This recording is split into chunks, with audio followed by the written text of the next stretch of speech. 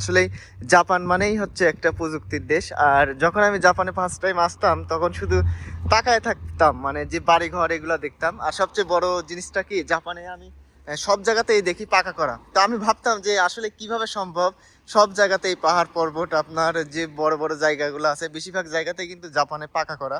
আর এই পাকা করার কারণে জাপানে কিন্তু ধুলাবালি খুব কম হয়। আর আসসালামু আলাইকুম, হ্যালো লিসেনার, সবাই কেমন আছেন? আশা করি আল্লাহর রহমতে সবাই ভালো আছেন। তো চলে আসলাম স্যাম ক্যামেরার একটা নতুন ভিডিওতে। জাপানিজ বিভিন্ন পরিবেশ, কালচার, বিভিন্ন প্রোডাক্ট সম্পর্কে কিন্তু আমি নিয়মিত ভিডিও করে থাকি। জাপান সম্পর্কে অজানা তথ্য পেতে অবশ্যই আমার চ্যানেলটা সাবস্ক্রাইব করে রাখুন। যারা নতুন আছেন তাদেরকে অবশ্যই জানাই অগ্রিম শুভেচ্ছা। এবং যারা জাপান সম্পর্কে জানতে চান এবং জাপান সম্পর্কে বিভিন্ন প্রশ্ন করতে চান তারা অবশ্যই কিন্তু কমেন্ট বক্সে প্রশ্নগুলো করতে পারেন। তো আজকে আমি জাপানের একটা সাইট দেখাবো। এখানে আমাদের নারিতা পাশ দিয়েই কিন্তু সুন্দর একটা গ্রাম আছে। আর এই গ্রামগুলোর যে পরিবেশটা, এই পরিবেশটা আজকে আপনাদের কাছে আবার তুলে ধরবো। তো অনেকেই কিন্তু জাপানে আসতে চান, জাপান সম্পর্কে অনেক কিছু জানতে চান। তো অবশ্যই কিন্তু যোগাযোগ করতে পারেন আমার সাথে। আমার জানার মতো আমি সব কিছু বলার চেষ্টা করব। আর যদি কোনো ভুল ইনফরমেশন দিয়ে থাকি তাও জানাবেন, তাহলে আমি নিজেকে সংশোধন করার চেষ্টা করব। তো জাপানের গ্রাম সম্পর্কে বলতে গেলে অনেক কিছু বলা যায়। আসলে জাপানের যে গ্রামগুলো হয় এই গ্রামগুলা সবসময় পরিষ্কার পরিচ্ছন্ন হয়, যেহেতু শহরের তুলনায় গ্রামগুলো অনেকটাই ছোট ছোট হয়। ছোট হয় বলতে কি, ঘর বাড়ি আপনার সব কিছুই ছোট ছোট জিনিস হয়। আর শহর এলাকায় কিন্তু আপনার প্রচুর পরিমাণে গাড়ি ঘোড়া থাকে, আপনার বড় বড় রাস্তা থাকে, বড় বড় বিল্ডিং থাকে। তো গ্রামের বিষয়গুলো হচ্ছে পরিপূর্ণই আলাদা। এখানে অনেক সৌন্দর্য দেখতে পাবেন, বিশেষ করে গাছগাছালি, আবার সুন্দর সুন্দর বাড়িঘর, এই সবগুলোর যে একটা সমষ্টিগত দিক সেটা নিয়েই কিন্তু গ্রাম। তবে গ্রামের যে সবচেয়ে ভালো জিনিসটা সেটা হচ্ছে, যা গ্রামে আপনার প্রচুর পরিমাণে গাছগাছালি দেখা যায়, বিভিন্ন ধরনের গাছ, লাল পাতা, হলুদ পাতা, এই গাছগুলো কিন্তু গ্রামের মধ্যে বেশি দেখা যায়। শহর এলাকায় থাকে, তারপরেও গ্রামের সৌন্দর্য অনেক বড়। তো গ্রামের মধ্যে যে এই ধরনের অনেক বিল্ডিং দেখতে পাবেন, এগুলো কিন্তু জাপানিজ কোনো বাড়ি না। এগুলো হচ্ছে বেশিরভাগই কিন্তু আপনার যেগুলো হচ্ছে ভাড়া দেওয়া হয়, যেসব বাড়িঘর করে ওয়ান রুম টুম ছোট ছোট রুমগুলো করা হয়, সেই অনুযায়ী কিন্তু জাপানিজ এই রুমগুলো তৈরি করা হয়। এগুলো দেখতে অনেকটা হোটেলের মতো। তো জাপানিজ বাড়িগুলো হয় সেগুলো অন্যরকম একটু স্টাইলের, যেগুলো জাপানিজরা অতীত থেকে এইভাবেই কিন্তু করে আসতেছে। আর এই আস্তে আস্তে কিন্তু যুগের পরিবর্তনে জাপানের বাড়িঘরগুলোও কিন্তু অনেক রকম চেঞ্জ হয়। আর চেঞ্জ হওয়ার কারণে নতুনত্ব দেখা যায় অনেক রকম। তো পুরাতন যে বাড়ির ডিজাইনগুলো ওগুলাই ভালো লাগে, কারণ ওইগুলাই কিন্তু আমরা বিশেষ করে সিনেমাতে দেখি। আর ওগুলা বেশিরভাগই জাপানে আসার পর আমি দেখলাম, ওগুলো আপনার মন্দির যেগুলা, এই মন্দিরগুলো ওরকম। তো বাড়িগুলোও ওরকম আছে অনেক জায়গায়, সেরকম কিন্তু দেখা যায়। তো গ্রাম মানে যে একদম নিচুপ নিঝুম একটা জায়গা সেরকম না। গ্রামের মধ্যেও আপনি অনেক রকম সুপার মার্কেট পাবেন, বাজার করার জায়গা পাবেন, আপনার বিভিন্ন সুযোগ সুবিধা পাবেন, বিভিন্ন ধরনের প্রযুক্তি পাবেন। আসলে জাপান মানেই হচ্ছে একটা প্রযুক্তির দেশ। আর যখন আমি জাপানে ফার্স্ট টাইম আসতাম তখন শুধু তাকায় থাকতাম, মানে যে বাড়ি ঘর এগুলো দেখতাম। আর সবচেয়ে বড় জিনিসটা কি, জাপানে আমি সব জায়গাতেই দেখি পাকা করা। তো আমি ভাবতাম যে আসলে কিভাবে সম্ভব সব জায়গাতেই পাহাড় পর্বত, আপনার যে বড় বড় জায়গাগুলো আছে বেশিরভাগ জায়গাতেই কিন্তু জাপানে পাকা করা। আর এই পাকা করার কারণে জাপানে কিন্তু ধুলাবালি খুব কম হয়। আর বিশেষ করে জাপানটা হচ্ছে আপনার সমুদ্র, একটা সাগরের মাঝখানে অবস্থিত, চারদিকেই সাগর, যার কারণে কিন্তু আপনার জাপানে ধুলাবালি অনেক কম হয়, অন্যান্য দেশ থেকে ধুলাবালি না আসে। তো এই যে একটা দেখতেছেন, এটাও কিন্তু একটা স্টোর। এই জাপানিজ স্টোরগুলো এরকমই হয়। আর সামনে কিন্তু আরেকটা আপনাদের একটা 7-Eleven কনভিনি আছে, কনভিনি স্টোরগুলো অন্যরকম। সেগুলা কিন্তু আপনার 24 ঘন্টায় খোলা থাকে, বিভিন্ন ধরনের সুযোগ সুবিধা পাওয়া যায়। যারা অনেক রাত্রে বা যখন তখন আসবেন তখনই কিন্তু এই কনভিনি স্টোরগুলো পাবেন। কনভিনি স্টোর 7-Eleven আছে, লসন আছে, তারপরে আপনার ফ্যামিলি মার্ট আছে, মিনি শপ আছে, মিনি স্টোর আছে, অনেকগুলাই আছে, যেগুলা কিন্তু আপনারা আশপাশে পেয়ে যাবেন। তবে এই যে মিনি শপগুলা, এই যে কনভিনিয়েন্স স্টোরগুলো, এখানে কিন্তু প্রাইসটা একটু বেশি হয়, কারণ আপনার 24 ঘন্টা সার্ভিস দেয়, যার কারণে হচ্ছে এইগুলার প্রাইস হয়। আর যে সুপার মার্কেটগুলো আছে এগুলো একটা নির্দিষ্ট টাইমে পর্যন্ত খোলা থাকে। যেমন মনে করেন সকাল 8টা থেকে অনেকটা থাকে, সকাল 10টা থেকে অনেকটা থাকে, আবার বন্ধ হয় আপনার রাত 8টা পর্যন্ত চলে। আবার কিছু কিছু আছে যেগুলো রাত 9:30-9টা পর্যন্ত চলে। তো কনভিনিয়েন্স স্টোরগুলো হচ্ছে এটা নিচতলায়, যেটা এটা কনভিনিয়েন্স স্টোর, উপরতলায় রুম ভাড়া আছে। তো আমার পাশ দিয়ে যেগুলো দেখতেছেন এগুলো বেশিরভাগই আপনার ভাড়াটিয়াদের জন্য তৈরি করা। জাপানে এখন প্রচুর পরিমাণে বিদেশি লোক থাকে, যার কারণে কিন্তু জাপানের বিভিন্ন জায়গাতে এরকম রুমগুলো থাকে যেগুলো আপনার ভাড়া দেওয়া হয়। তো জাপানের এই যে রুমগুলো আছে এগুলো কিন্তু ভাড়াও প্রচুর, আপনার 70,000 80,000 ইয়েন করে কিন্তু খরচ হয় বেশিরভাগ জায়গাতেই। তারপরেও অনেক কোম্পানি আছে যেগুলা এর কিছু কিছু পার্সেন্টেজ দেয়, যার মাধ্যমে কিন্তু অনেক সহজ হয়। তারপরে রুমমেট আপনার বিভিন্ন ধরনের সিস্টেমে রুম শেয়ার করে অনেক কমে থাকার রকম সিস্টেম আছে। আর জাপানিজ যে মার্কেটগুলো থাকে, আপনার বাড়িগুলো থাকে, প্রত্যেক জায়গাতেই কিন্তু সুন্দরভাবে পরিষ্কার পরিচ্ছন্ন সব কিছুই দেখভাল করা হয়। জাপানিজ যে কর্মকর্তাগণ আছে, অনেক সময় পরিষ্কার পরিচ্ছন্নতার কর্মকর্তাগণ আছে, কর্মচারী আছে, যারা কিন্তু রাস্তায় রাস্তায় নেমে অনেক সময় এগুলা পরিষ্কার পরিচ্ছন্ন করে। তো আমি ইতিমধ্যেই কিন্তু গ্রামের এক সাইডে চলে আসছি। এখানে কিছু ফাঁকা জমি আছে, আপনাদের এই জায়গাগুলো দেখাবো। অনেক সুন্দর সুন্দর জায়গা, যে জায়গাতে কিন্তু গেলে পারে একটু প্রাণ ভরে নিঃশ্বাস নেওয়া যায়। তো জাপানের সব জায়গার নিঃশ্বাসই অনেক সুন্দর লাগে, কারণ জাপানের পরিবেশটাই অনেক সুন্দর।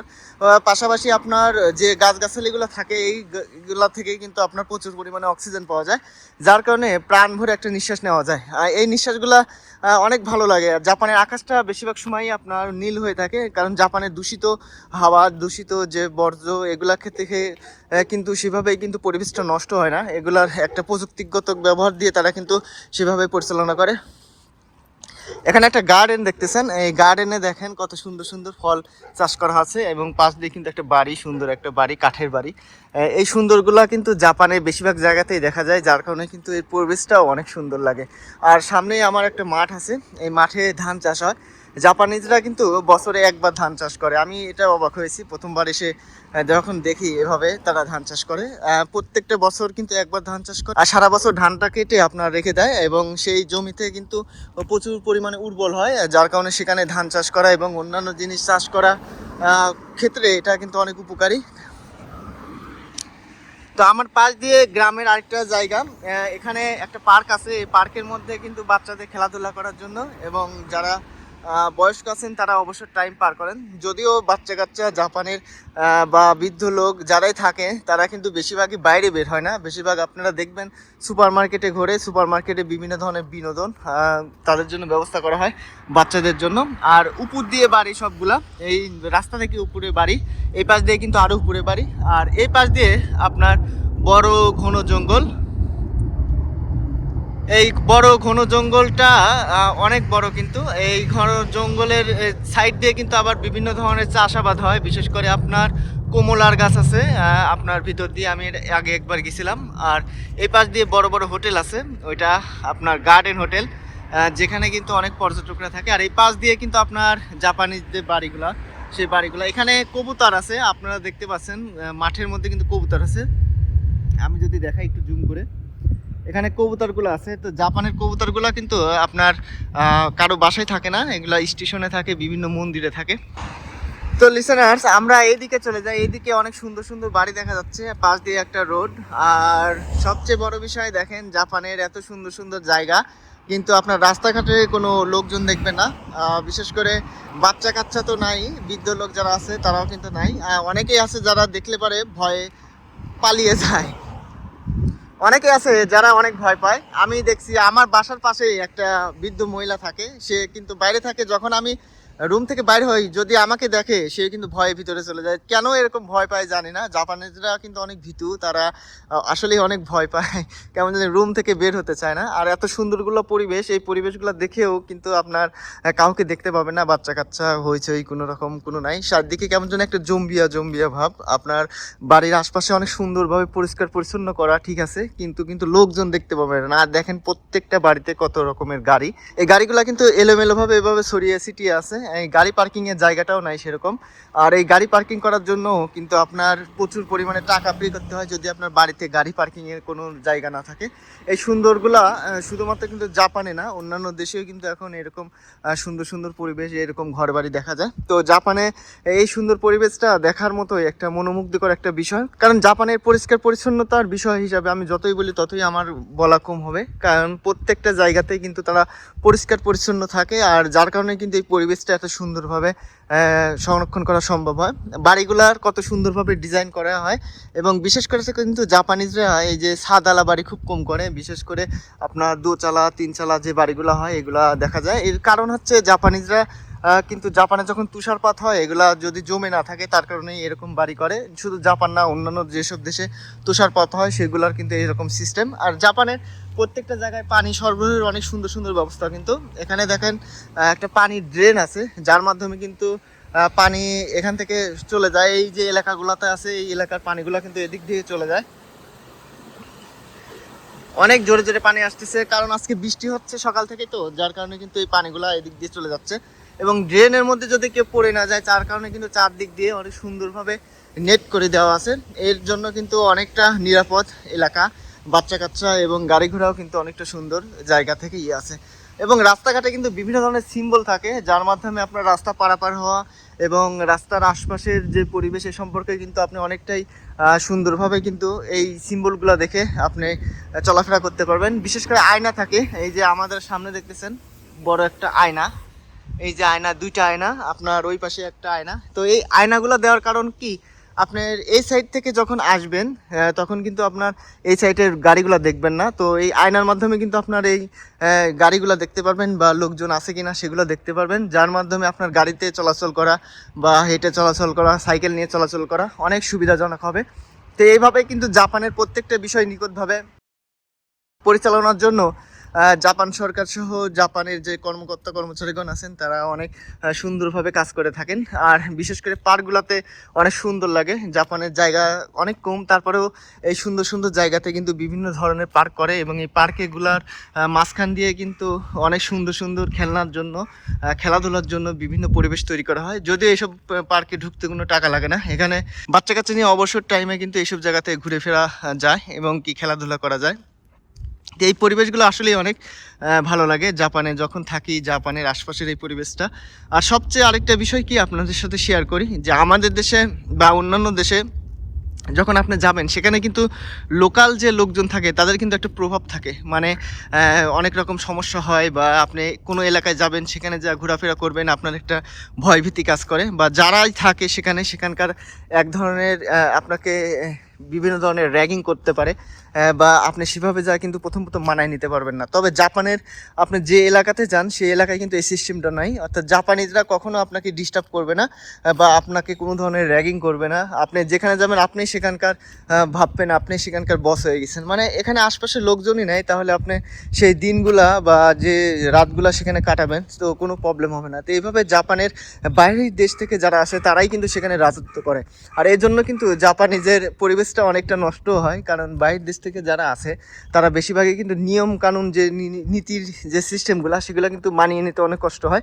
আসলে ছোটোবেলা থেকে আমরা বিভিন্ন অভ্যাসে, বিভিন্ন প্রক্রিয়ায় বা আমাদের দেশীয় কালচারে কিন্তু বড় হয়েছি, যার কারণে জাপানের এই কালচারগুলো, জাপানের এই সিস্টেমগুলো কিন্তু আমাদের মানায় নিতে অনেক কষ্ট হয়, যার কারণে কিন্তু অনেক অনিয়ম করে ফেলি আমরা।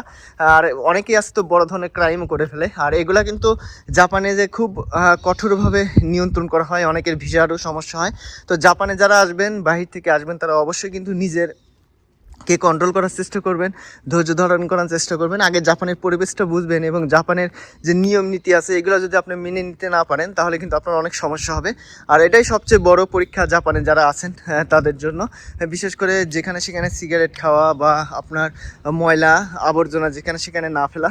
বিশেষ করে একটা চকলেটও যদি খান তাহলে কিন্তু সেটার আপনার যে কাভার থাকে সেটা আপনার পকেটে করে নিয়ে বাসায় যেতে হবে, বা কোনো সুপাতে ফেলার জায়গা আছে সেখানে ফেলতে হবে। তো এই সিস্টেমগুলো যেমন জাপানিজ পরিবেশটা অনেক সুন্দর রাখে, তেমনই কিন্তু জাপানের যে বিদেশ থেকে বাইরে থেকে যারা আসেন তাদেরও কিন্তু একটা সুনাম এর মাধ্যমে কিন্তু প্রকাশ হয়। তো এভাবে কিন্তু জাপান লাইফটা এভাবে উপভোগ করতে চাইলে নিজেকে অনেক সময় কন্ট্রোল করতে হবে।